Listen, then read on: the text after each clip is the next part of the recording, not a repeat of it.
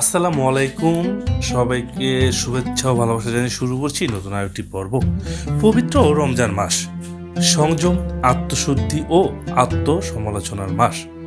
রোজা রেখে আজ জুম্বার নামাজ আদায় করতে গিয়েছিলাম আমাদের বাগবাড়ি মধ্যপাড়া মসজিদে। তার আগে গিয়েছিলাম মধ্যপাড়া কবরস্থানে, সেই চিরস্থায়ী ঠিকানায় যেখানে একদিন আমাদেরও ফিরে যেতে হবে। নীরব কবরগুলো যেন স্মরণ করিয়ে দেয় দুনিয়ার জীবন ক্ষণস্থায়ী, আখিরাতি চিরন্তন সত্য।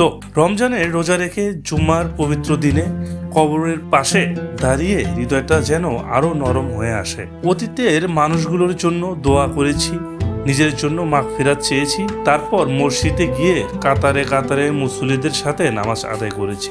ইমামের দোয়ার সময় চারদিকে ছিল এক পার্থিব প্রশান্তি। হাত ওঠানো প্রতিটি মানুষের চোখে ছিল আশা, ক্ষমা, প্রার্থনা আর আল্লাহর রহমতের প্রত্যাশা।